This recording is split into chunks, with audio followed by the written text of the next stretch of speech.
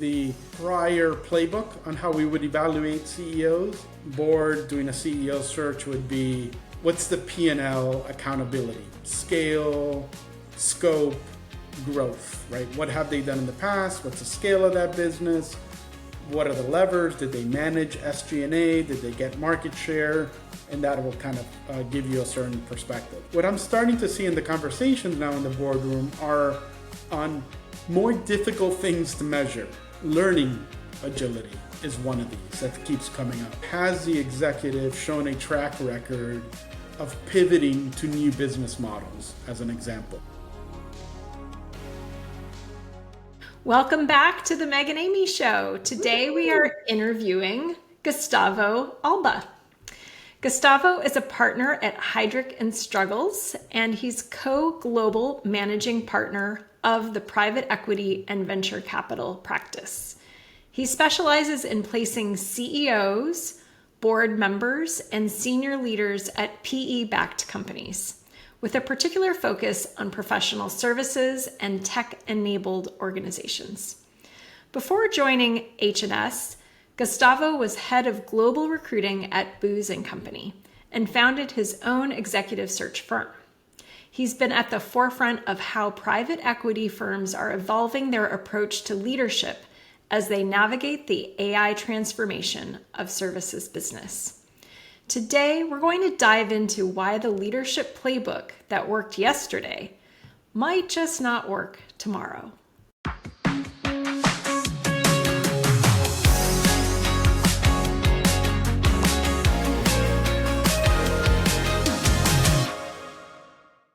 So before we dive in, you have shared that you're 50% Dominican and 50% Serbo-Croatian, and you're still hunting for others with that combination.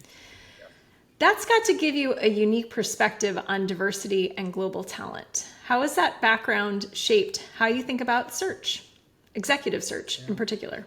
It's a great question. I hadn't thought about it from that angle, Amy. I would say a couple of things come to mind. One is from early on, I felt very comfortable being different in most, if not all, settings. So when growing up, being in Dominican Republic or visiting family from Dominican Republic, there was the connotation of, and he's half European view. And then when we would go visit family in what was Yugoslavia and then obviously Serbia and Croatia after, there was the perspective of, oh, that's the branch of the family that went to the Caribbean randomly enough, right? So, and then growing up later on in the United States, I was neither from the U.S., the Caribbean, or Europe. So it was, I really enjoyed it. I probably because I won I would call the parent lottery ticket. I honestly kind of have the best two parents anyone could ask for. That just fit me really well. Supportive, believed in me, but gave kind of enough rope to be my own person. And because of that, they kind of made it easy to feel different, but be very comfortable with it to date. So I've enjoyed it quite a bit. And I do remember a strange story. Professionally grew up in Miami and then moved to New York with a management consulting firm. And they pulled several aside and said, hey, we have this Hispanic diversity group and we'd like you to be a part of it. And I really, and this is early 2000s, and I remember thinking, I was like, wow, like, what is this? What exactly does this mean? I just thought of myself as one of the group, and now there's this carved out group of others, quote unquote, like me, and it was both interesting and gave a different perspective. So yeah, I've enjoyed that background and kind of running through the world with it. Yeah, well, now I see why you and Meg have bonded so much, is because she believes that she's an outsider as well. It's part of her identity. So yeah, I think you're a great candidate for my book. One of these days I'm going to write a book about the advantage of being an outsider. One thing I'm really curious about, Gustavo, so which parent was from which place? Yes. Father, Dominican Republic. So my mother from Yugoslavia, her dad, Serbian, her mother, Croatian. Oh, wow. So And multiple, yeah. multiple layers of complexity there. Yeah. And of course, they met in college in New York as And Oh, you are the United Nations, all wrapped up into your own self, right? exactly. Exactly. oh, That's love exactly it. right. All right, so let's get into the meat of it all. How about that? You've been placing star CEOs in PE-backed companies for years. But as you consider the new AI economy, you've shared that you're recognizing that talent profiles really need to evolve. What's changed? What hasn't changed, maybe is the right word. I'll try to keep it practical because you can imagine with all of this new technology, there's so much kind of what's going out there in the future. So if at any point you kind of see me heading towards the sci-fi 5, 10, 20 years out, bring me back, but I'll try to keep it what we're seeing kind of today and in the near term and the difference. So, a couple of things. One is the rate of change that we've already seen in the last 12 months, I have not seen in my 20 plus years of being in and around the talent function.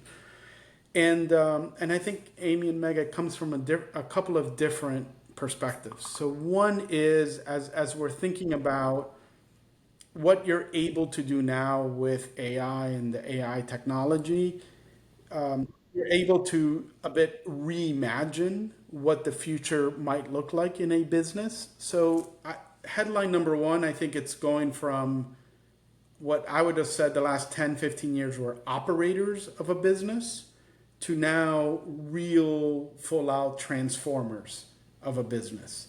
And to get practical with it, what does that mean?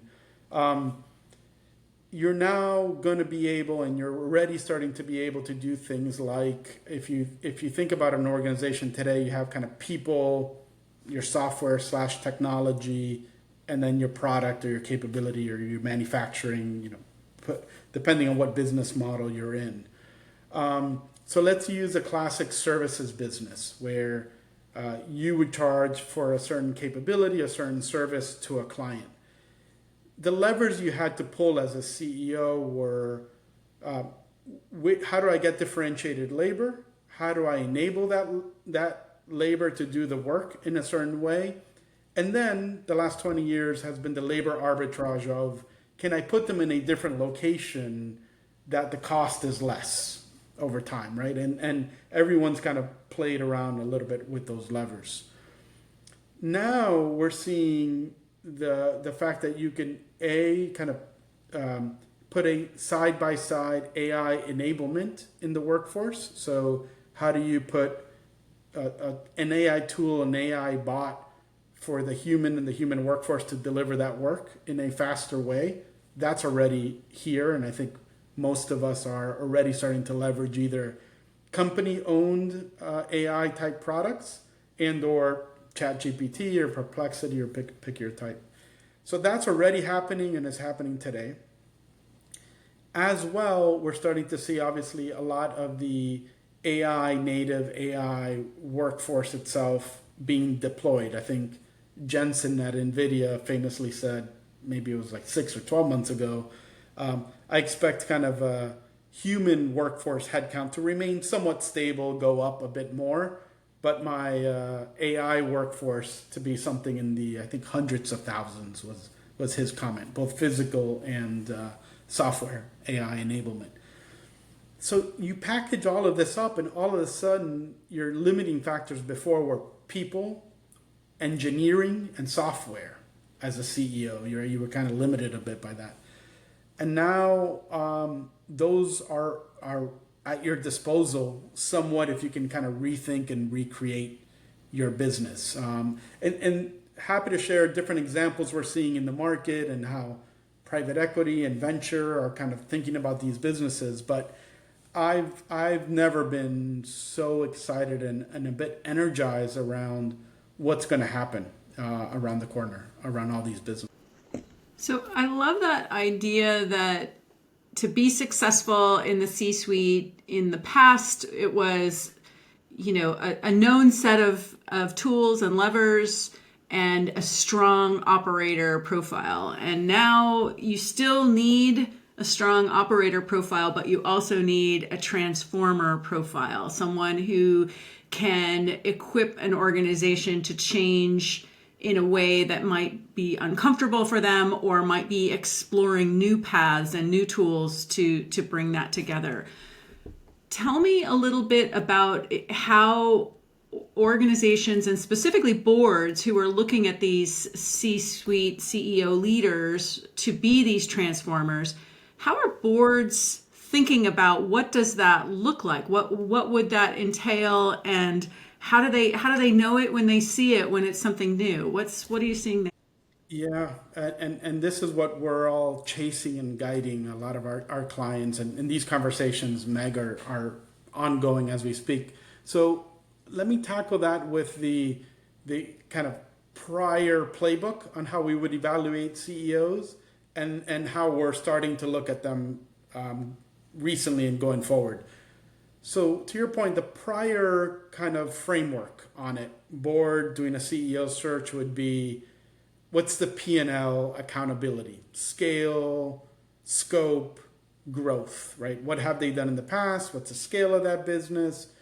What are the levers? Did they manage SG&A? Did they get market share? And that will kind of give you a certain perspective. You would look into, to be fair, the last 15, 20 years, we have been in a bit of a digital enablement, digital transformation per se.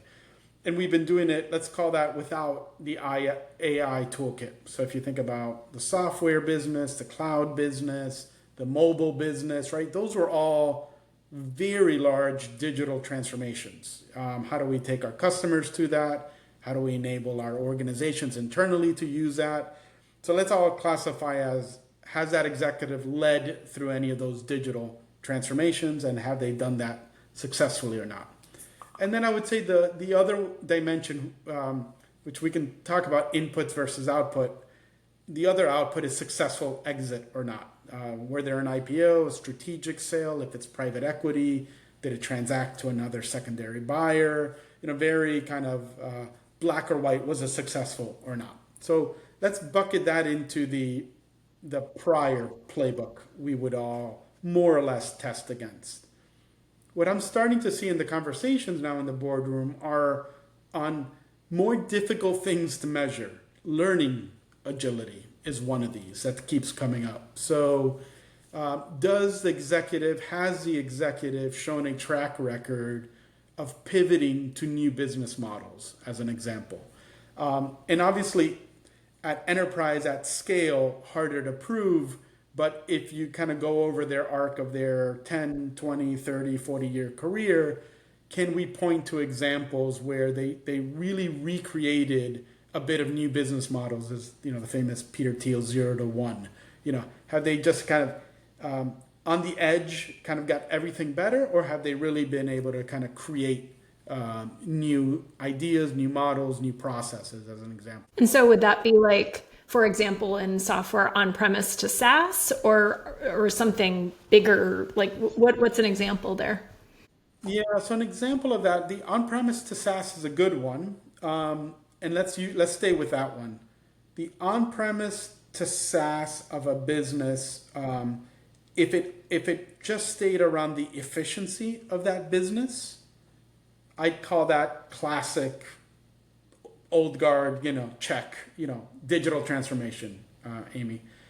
If the transformation from on-prem to cloud enabled a new business offering in the market to a customer, to a client, to a new business line, that's more what we're looking for at scale. Because they were able to kind of release out of the on-prem and they got more flexibility, what did they then go do with that? Yeah, that fits really well with one of the previous conversations that Meg and I have had in terms of the business model shift, because a lot of that shift from on-premise to SaaS was just about cloudifying existing processes. Correct. And not about innovating based on what new possibilities exist.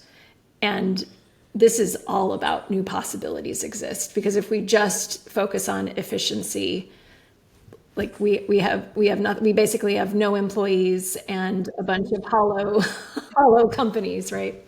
And let's use, I'll give you like examples that are going on right now in the market. I don't know if you saw what are we calling it now? Solo founder AI native example, Base 44, if you've been following that.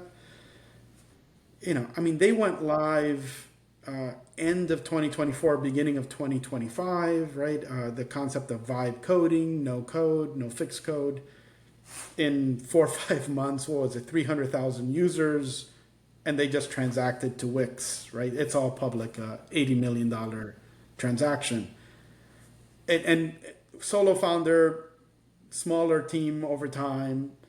But that's a great example, Amy and Meg, of that's not in the future. That's 2025. Someone sat there and thought, wait a minute, I can build an AI native business to tackle problems that in the past, we would have built a whole infrastructure. And that was like 9 months, right? Wasn't it beginning door to door kind of a thing? Door to door, 9 months. Short. Yeah. Yeah. It's wild. Another example, like to highlight all that's going on, Harvey AI. I don't know if you've been keeping up with that example, but Harvey AI is one of the first, I would call kind of AI native vertical services business. They've gone after the legal space using AI, serving both general counsels and law firms to provide kind of enablement of legal and legal support, and which makes sense. If you think about legal is such a structured approach to it, an if then that dynamic, and they've gone after that, and they've reported. They just raised another 300 million round at 5 billion valuation. They're plus or minus 2 or 3 years kind of officially in the market.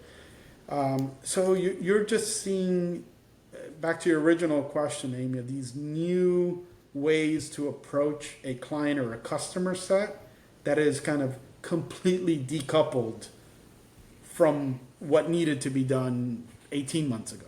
So are you following the C-suite individuals that you place, and like, do you have any indicators of whether they are actually transfer? I mean, I know it's super early days, but are you seeing examples of where they are taking transformations forward? Because it's one thing to start a new company in this AI world, AI native, but to take a legacy company and to transform it into an AI company is a whole different thing.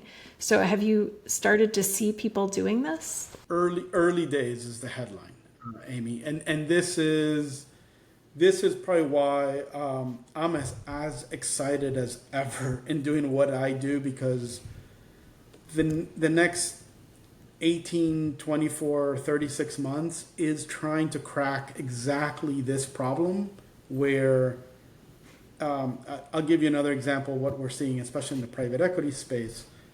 But this question of, there's those folks who will do it in AI native ways, and the market will deem if they're successful or not. But there's a bigger population of executives who have resided and lived and done digital transformations and been successful, let's call it, in a pre-ChatGPT era, for lack of a better word. So now the question is, what are those traits? What are those things that will lead at scale, not one-off, to make these transformation? Jury's out. It's inning one of that story, and I think firms like ours at Heidrick and others are chasing exactly this to try to figure out what are those traits, what are those competencies that we can identify a bit at any scale versus one-off, but still too early days. So recently I read a few articles and seen a few videos, and there's been a little bit of pushback in the market that to truly understand what's possible with these tools and to be able to leverage them to their fullest extent, you need to have a level of technical proficiency you didn't used to need to be an effective leader.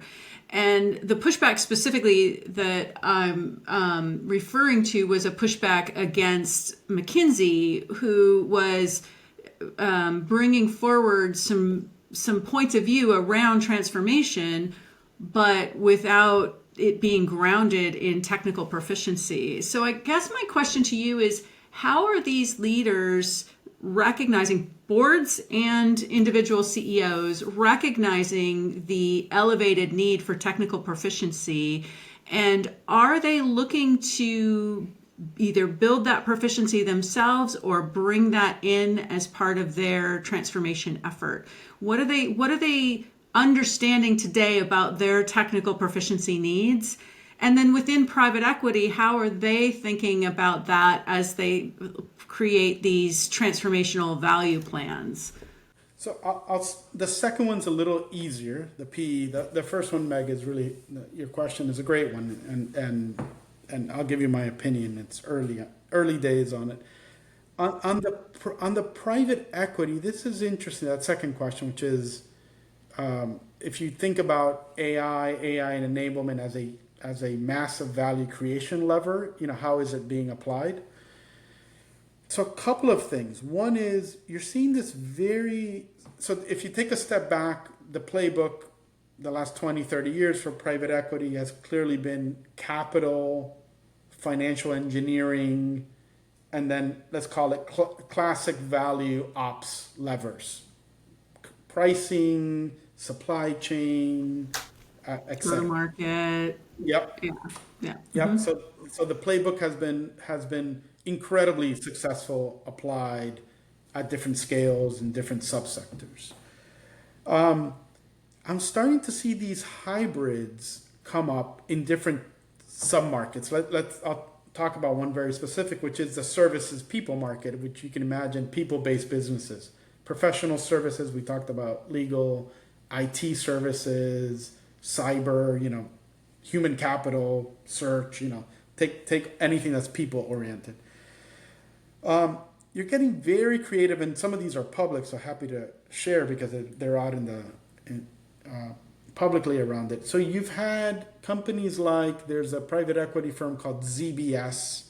They're backed by Thrive Capital, by Bessemer, and they're a bit of this hybrid of bringing the best of venture, kind of long arc of history or long arc of viewpoints, technology fluency, capital, with a private equity mentality of, we're going to take what was a people-intensive business, which venture didn't really want to go play there, and how do we kind of apply it at any scale? So ZBS has built a really fantastic accounting business called Crete, and they've applied this kind of framework. They're up, overnight 500 plus million, using M&A, using a lot of emerging tech to really crack the code on mid to back office offering around this market. You're seeing Cosla, Thrive, General Catalyst, all in this kind of AI enablement of, let's call it old guard types of businesses in the past to AI infuse it.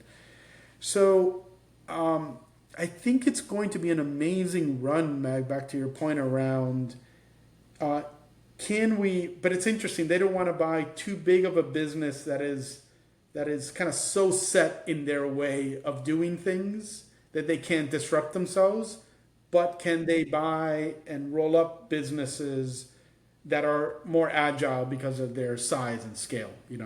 Can you get a $200, $300, $400 million businesses, AI enable those and scale it, versus going off and buying a $3, $4, $5 billion business and everything that's ingrained in it. So that thesis is out there. There's several others I can't highlight because they're not out in the public, of this hybrid of venture / PE, and the thought is we'll bring capital and AI engineering, i.e. deployment engineers, and go apply it.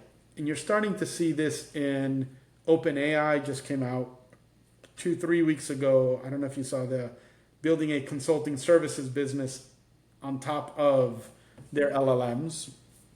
So I think they're gonna kind of invest quite a bit in the space. Obviously, Palantir has been head and shoulders above everyone in this kind of services with AI enablement LLM combination. So I think it's going to be a massive race to try to figure out how do you put all of these things together and do really neat things to attack these old guard businesses we've all been just kind of accustomed to doing. Yeah, it's interesting because when SaaS came up, of course, there was a lot of acquisitions of SaaS companies into legacy on premise, right? Oracle and SAP in particular bought SaaS-based companies to meet the need, and also theoretically to infuse that knowledge and capability into their DNA. Questionable if it worked or not, having been part of it. But do you think it's different, or is that like the same? That's the same playbook that we can play again, or are there different circumstances, or did it never work at all in the first place? I think it's a good analogy. I would say the let's call it on-prem classic software to SaaS. In our lifetime, we all thought that was probably the leap we'd see. Isn't that so cute? Back when we thought that was a big deal, yeah. Right? I mean, we really did. And I would say the biggest difference in that analogy, Amy, is just this is so, you can do so many things we just had no idea we could do at such scale. So let me give you an example of things, I think about in our world, which is, executive recruiting. If you think about how do we connect the right talent with the right opportunity, right? And make that happen.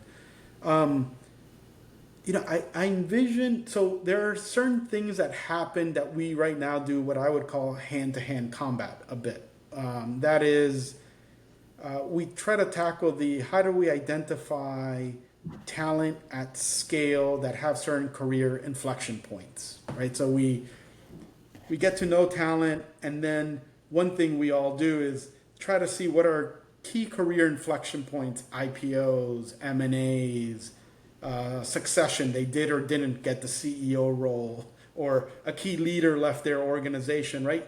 These are all inflection points that we look for in order to entice them on an opportunity potentially, or a career switch.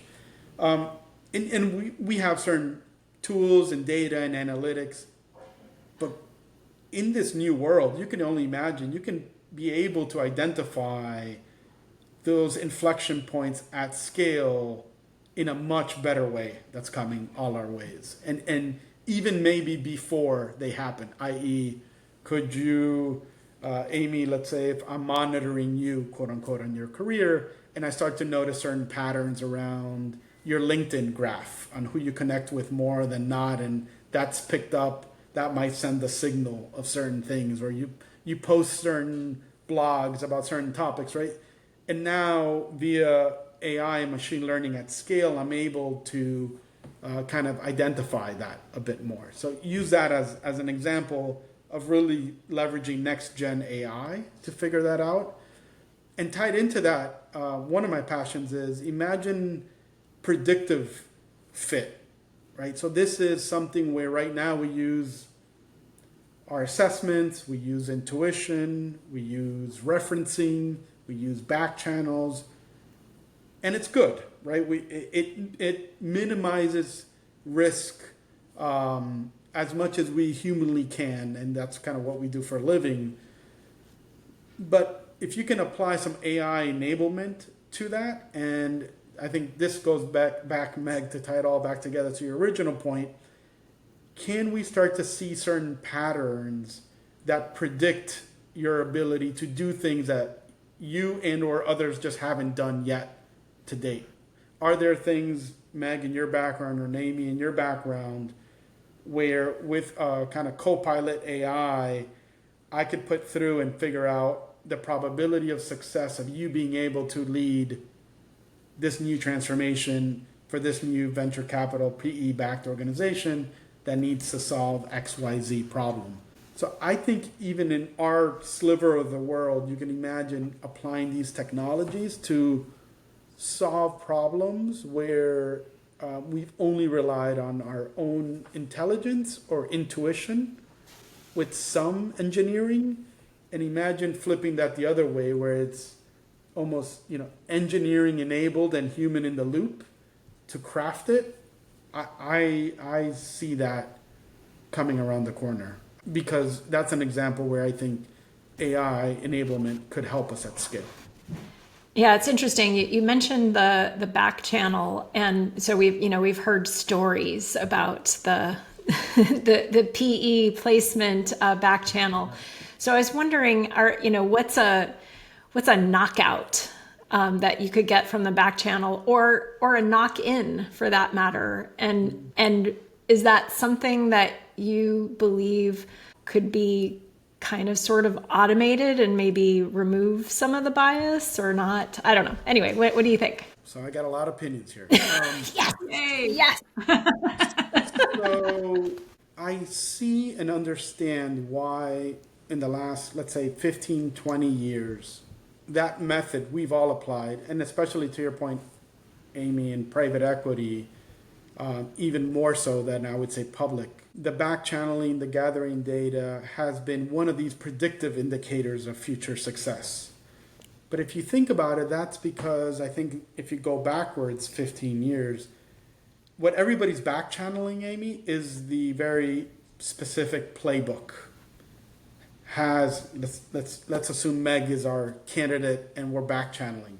Amy. Oh, I like it. The questions I can tell you a lot. I channeling. can give you a lot of back Exactly. channel on her. Exactly. But the questions would be around, has Meg led a business of X size? Has she digitally transformed that business into Y result? Yes or no? How has she led teams through that transformation or through that initiative? Has it resulted in a successful or unsuccessful transaction? Right? There's a bit of a framing of it, and what we're all hoping there is kind of the past equals the future in it, right?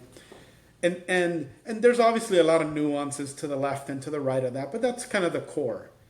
And private equity has leveraged that in a very kind of tight-knit community, hence the back channeling around, hey, we're about to buy this portfolio company, we're thinking about Meg, you worked with her in Y portfolio before, here are my dynamics, here's my value creation, let's talk about if you think Meg can do it or not. So remove that. All we're trying to do there is the predictive fit, if this is right for Meg or not. So I get why we did it in the past, but now if tying in the earlier discussion, if we really think there's a set of, let's call it, classic businesses that won't transform that much and will follow a certain playbook that we've seen in the past, okay, I still believe doing all of those things interesting and useful and directionally manages risk. But in a world where you're starting to tackle a lot of these undefined, first to be created categories around these problem sets, I don't think those back channels they're going to give you some indicators. Yes, it's valuable, it's better than nothing. Yes. But I think we all kind of owe it to ourselves to get better around how to leverage these data algorithms and fit to try to see if there's certain patterns in how people think, how people work, how people behave, and putting them in the right situation. Because if we do that, you kind of have a happier, more successful executive, a happier, very financially rewarding board and investors, on and on. There's just so much goodness that if we get this better fit, we can guide people's careers and their making in better ways. So valuable today. It was very valuable in the past, valuable today, but kind of shrinking as we speak in its value going forward. And I think we think about this a lot because the idea that the success criteria in that old playbook was built on a series of foundational assumptions that aren't necessarily true anymore. We've started to feel this even before AI came with the post-ZERP economy. And in software, we had built a lot of assumptions about cost of capital that caused us to grow at any cost and try to just capture market share with no sense of needing to think about profitability or EBITDA or any of those things. And then all of a sudden the music stopped and everybody was like, hold on, you want me to be profitable, but I've never built any skills around profitability. I've built all my skills on growth. And what does that mean for me when I've built a tremendous amount of skill against a playbook that's not viable anymore? And I think AI is doing that to us again.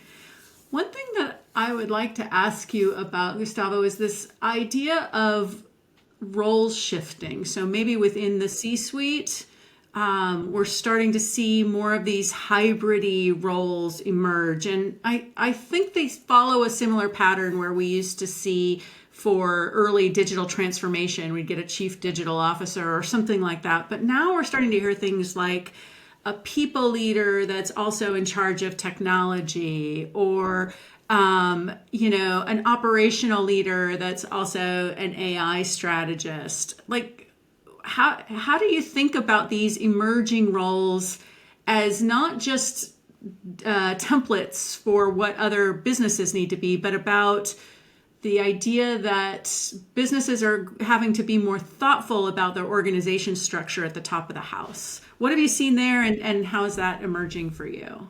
Yeah, no, this is, again, we can have a whole podcast, I think, just on this topic.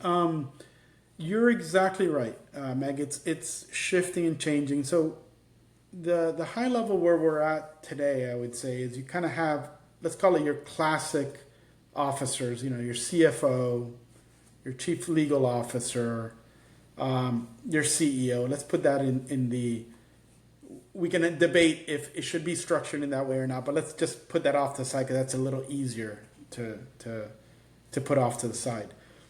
And then almost everything else is in the, oh boy, everything else bucket. So what we started to see is this kind of, let's call it chief technology officer, but it's a Uber technology or president technology you're starting to see. And in there will sit digital, the kind of old CIO function, back office, mid office, customer technologists. So this kind of super Uber technologist who's able to kind of pull the thread on everything going on in AI, in digital, and then all the infrastructure and things we need to do to enable our workforce.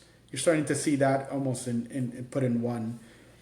The second is, let's call it the chief revenue, chief growth, go-to-market officer. You're starting to see those, and this has been moving that direction ever since really the SaaS boom, where they're really kind of owning anything that is kind of hitting the client, the customer, renewals, and everything such forth. So that we're seeing there. And tucked under there, you'll see the chief customer officer, the support team, renewals, all of that under the kind of high-powered CRO.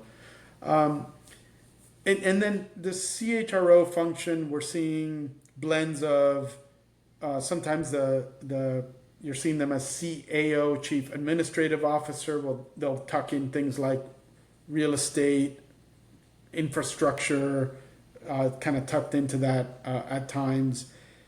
And then there's the famous COO, which honestly means everything and nothing. It's a reflection of what the CEO, the board, and the strategy and the business model that they want to go after, I've seen. So that one tends to be the most up in the air and can be shaped accordingly quite a bit. At the headline is, and we do this quite a bit with boards and CEOs, especially when new CEOs come in, which is if you line up what the strategy is, the market you're going after, and the business model, from there then becomes what's the right design for your sector, your business that you're in.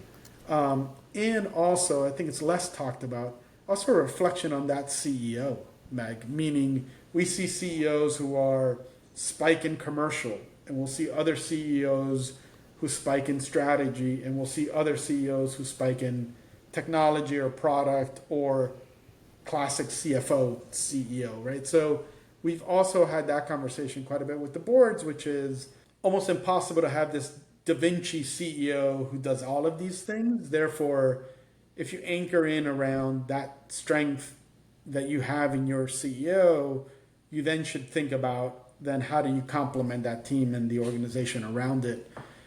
What makes it really interesting is then market shifts and then CEO succession shifts, and then all of those things are back in the game of the Rubik's Cube of figuring out how to put. But I do think this is, other than CEO succession, which clearly needs to be the number one thing boards kind of think about every day, closely right behind it, Meg, is this question of how do I translate that organizationally based on what's going on in the market with all these changes going on, and then who's my CEO and how am I complementing?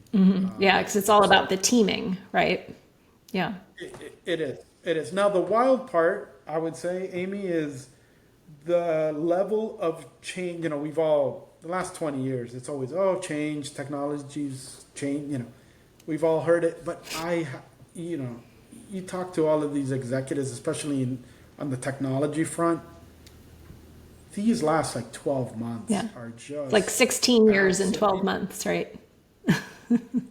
And I mean, I do this for a living, and I'm constantly talking to executives in the flow, and I can't. It's honestly one of the first few times I'm like, I can't even keep up with the level of things that are going on in the market in real time, and then it's almost like if you looked backwards, right, and you said, it's as if I was in 2012, 2013, and you figured out, cloud, SaaS, that's going to take off great. But here that's happening at scale everywhere. And, we gave the base 44 example, and it feels like every week different people are coming up with these different ideas and models, and you're like, yes, of course. It makes complete You need sense. to go spend $1 million on engineers, right? You can kind of Or hundreds of million, I guess, if you're Facebook. Right? So it's just, and Meg, you'll appreciate this. Krishnan Rajagopalan was our CEO at Hydric. Very forward-looking, always kind of thinking about some of these trends. ChatGPT happened. We had a meeting, and we're like, this is it. Like the AI talent, the wave is coming. We got geared up in 2023, and we met up. It was probably spring of 2024, and we're like, where is the hiring? Why aren't people hiring at scale, given what we know is going on in the market? And we couldn't. Remember, we called around to AI experts, and we're like, when is it happening? They were like, it'll catch on. But we couldn't understand why the phone wasn't ringing off the hook for AI talent and AI enablement. Now, obviously, we're in a full out, just right, insanity. But it's sort of like the tsunami, right? You see the water recede, and you're like, maybe we should move. and Meg, but to use that, I think about that example because we sat there and we're like, but we're ready, and we're it's not happening.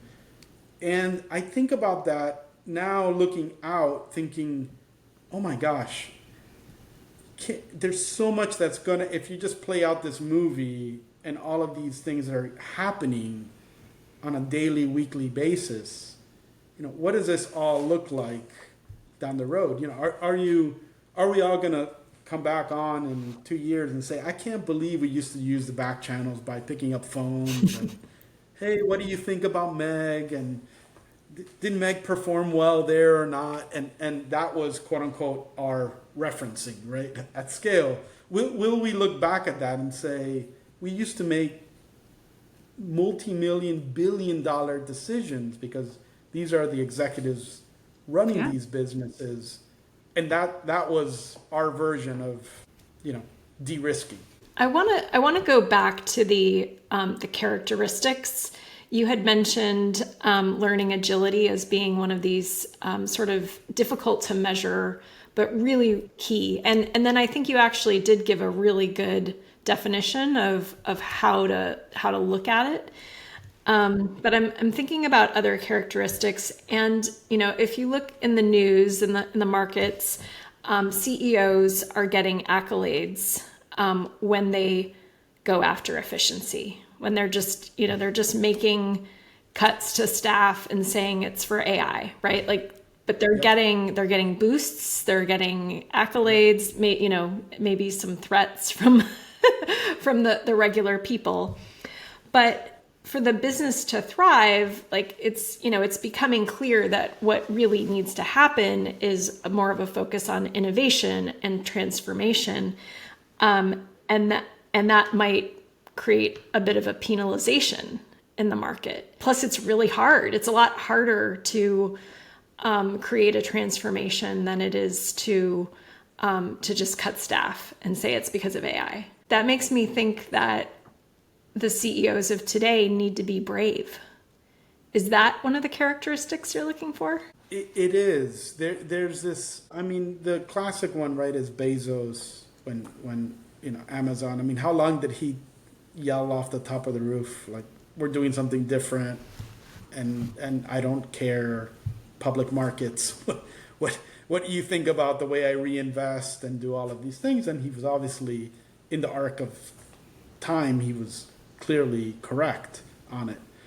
I think that's, I would say it's brave.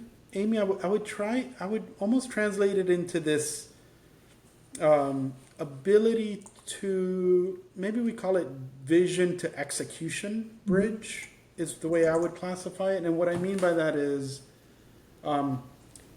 you're able to see where things are heading out in that 3, 5, 7 year period, vision, strategy. But that bridge to execution, the realities, to your earlier point, of the practicality of there's this market, it's short-term, quarterly focus. You need to kind of manage that tension point accordingly to kind of take the organization there. So your ability to manage that as one of your stakeholders, put that off to the side. Your ability to manage the workforce through that, over that 3, 5, 7 years, kind of put that as another key stakeholders. Your ability to manage your client set through that transformation is another one.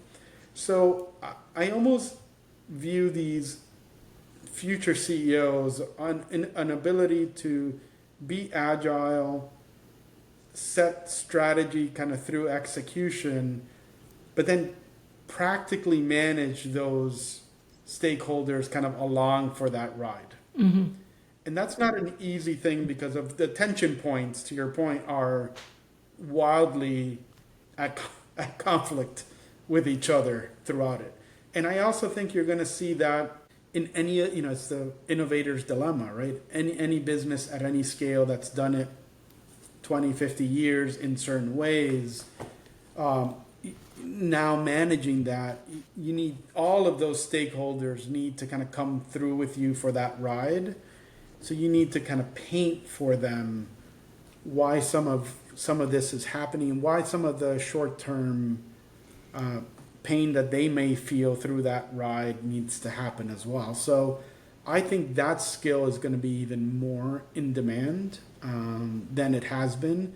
in a world where, Meg, going back to your setup earlier, the last 15, 20 years, pre-COVID, stable set of capital out there in the market, you can allocate a kind of very step change oriented, big waves of disruption, but all kind of within a framework of technology that we can all move in. So that took a certain type of maybe vision with a capital V, Amy, versus I think what we're heading into, which is I think more transformational. It's kind of pre-internet in my mind to internet and that move. So I think it's being able to do that. And we didn't even get into what's the impact on really neat things we haven't, even begun to crack with the hard sciences and healthcare and physical AI and robotics. I didn't want to go down that route and so I think because it's really, it feels more futuristic, and I actually do think it's a bit more futuristic in nature, and it'll take a bit to play out, while all of the conversations we're having, it's like now in the market. I think, we'll look back and from this point to 2 years, and I think we'll have massive players that didn't move and weren't nimble enough through this period that will not be able to keep up. Are there any last kind of like survival tips for CEOs and C-suites that you want to end on, Gustavo? So I am completely convinced and would bet everything that you have to be able to, at a minimum, be AI enabled, Amy. So I do think there's a lot of buzz out there around, and this isn't just obviously CEOs, but everybody in the executive team and down, which is, is AI going to take a lot of jobs and job displacements and yes-ish, but I think new ones will be created. I do think what's for certain is those who are able to use AI to enable to them to perform versus those who don't use AI to do their job. And I think if you're a CEO and you are not playing with these tools I'll leave you with the final thing. I can't share who it is, but it is a client. This is the first I've heard. They've just stood up a AI board member. So it's a board member, AI, it's an AI bot. It has all the data, all the information you can imagine from the external market, competitors, all of these things. And it's fed all the data that the board is fed. And there's a lot of data, Meg, as you know. And imagine this AI board member sits side by side with the other, 9 board members and is part of the dialogue. Hey, let's bring in the AI board member into this discussion around what's going to happen in geopolitics or expanding this product versus this service offering versus pricing.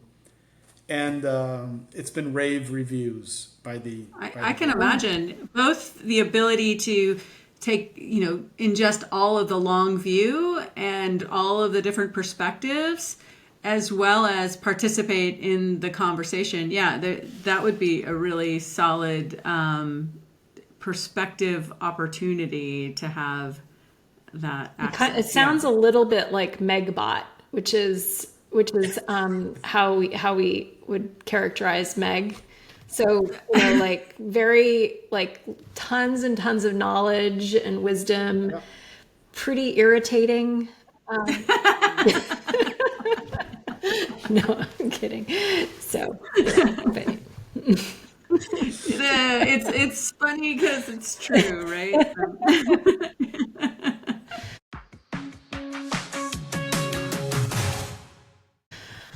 Okay, Leadership Corner.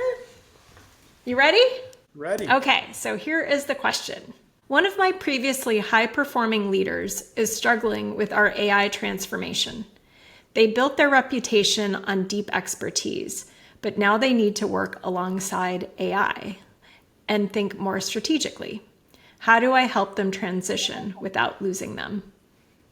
That seems very similar to what you were just talking about, Gustavo. Wow. Yeah. So I think this is, classic change management 101, Amy, where, we've rewarded, if you think about it to date, expertise, and especially certain depth of expertise. Engineering expertise has been in demand, software engineering expertise, et cetera. And the reality is now we have a tool in a really good way that kind of evens out the playing field across the board. So I think this is one where I have a mentee. This reminds me a little bit of this. So I have a mentee who 2 years ago, I've been on his case. He's a software engineer around using AI enablement in his code and QA, et cetera, et cetera. And I would check in with him every 6 months, and it was no, it's not so good. It's buggy. I waste more time than me doing it. All of that. I said, great. Is it getting better? Yeah, but not so good. Okay, give me a grade. D plus. Okay. 6 months I would check again. No, still you're wrong. Give me a grade. C minus. And it's now where he's all of a sudden like, yeah, this thing is pretty good at making me a better software engineer. And, we then played the what happens down the road. So I would suggest, Amy, a version of that where being very direct with this executive of a bit of that framing old world, new world. We're stepping in, we're in the new world, 1 foot in, early days. So not too late, obviously, to kind of catch up and be in the forefront, but there's no going back. So you can't make them use it, but kind of time's ticking. And if you don't, it's going to be harder in a year, 2 or 3. So I think framing it in ways that are both direct, but somewhat accurate. And this is, I think, what a lot of the leaders should do on this transformation of the human capital, which is there is no choice. We're heading to this, and if you don't, our competitors will use these tools to do things in better, faster, cheaper ways. Yeah, and I think you make an incredible point there, which is we've never seen improvement happen so fast. It's never been like this, right? So it is true in the past that, you could have tried a tool and said, no, doesn't work, and be right for a while. And now it doesn't last. Yeah, so I completely agree. This is a classic change management problem. And I always encourage us, whenever you're faced with resistance to change specifically, that really when you dig deeper, it's fear, right? It's fear because it's embedded in the question. The person has deep expertise. And so there's a recognition that, hey, AI is going to replace me and all of that. And so I don't think that you resolve fear with a hammer, but I do think you do resolve it with a little bit, more tough love in some way. And so some of the tactics that I would encourage at this point would be to pair this senior leader with a bit of a reverse mentor, somebody who's eager and anxious to learn from their expertise, but also really inclined to try new tools and new things. And so you could, sort of pair up that energy and help forge a path together. And then the other thing I would do for this leader is make the problem bigger. Instead of telling them they need to use AI on something they're already really good at, ask them to help with something that's new, that has no preconceived path, or that is something that they've never gotten a chance to get to, and give them permission to get to it if they include AI with that. So that, again, you're not putting more pressure on the area of fear, but you're building up scaffolding to the opportunity. You always come up with the best shit, Meg. So irritating. See, I told you. I told you, Gustavo. Yes, yes. It's because I have 2 children, not 1, and so I've had more time, more reps at this. Well, you've been wonderful, Gustavo. She's irritating, but you are amazing. So thank you so much for joining us. Thank you. Yes, this was delightful and exactly what I was hoping, which was to learn more about kind of where the C-suite is, which is farther along than I had anticipated. So, yeah, I think it's going to be fun to see where we go from here, for sure. Yeah, we'll check back in a couple months and everything will have changed. Yeah, Exactly. Another great one in the books, Meg. So interesting. So interesting how all of our conversations are starting to kind of have some overlap, right? Yeah, we're starting to develop some theses. Yeah, and several of our guests talking about the innovator's dilemma. So I thought that was an interesting one as well. We still continue to enjoy the leadership questions that come in. So please do send your questions or just the situations that you're having, and we can formulate a question. And as always, please share this episode if you enjoyed it. Share everything and anything, and do subscribe if you haven't already. Yes, we appreciate all the help, all the follows on LinkedIn, and all of the ideas. So as Amy said, please do continue to send us new questions and things that you're struggling with or pondering, because that really helps inform our content calendar. But in the meantime, let's invent the future together, everyone. I believe in us. Let's make every day count.